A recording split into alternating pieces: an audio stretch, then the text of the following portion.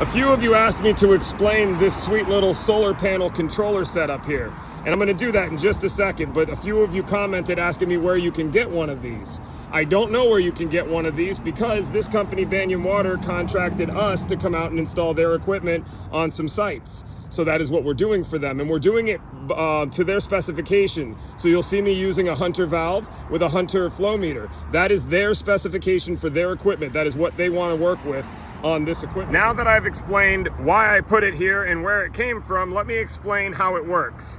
This is a solar controller, so obviously it has a solar panel and a battery inside of it. This little controller here is controlling how much power it's taking in and putting out, but it's also controlling the master valve and flow meter in here, and it's sending that information via LTE using that card right there with the antenna that's on the top. And the master valve here is using a DC latching solenoid because this is a DC system and not an alternating current system. What this little controller will do is it'll take the information from the flow meter and send it to the main controller on the inside of the store, and that main controller on the inside of the store, when it needs to, will tell this controller to open that master valve to water the system.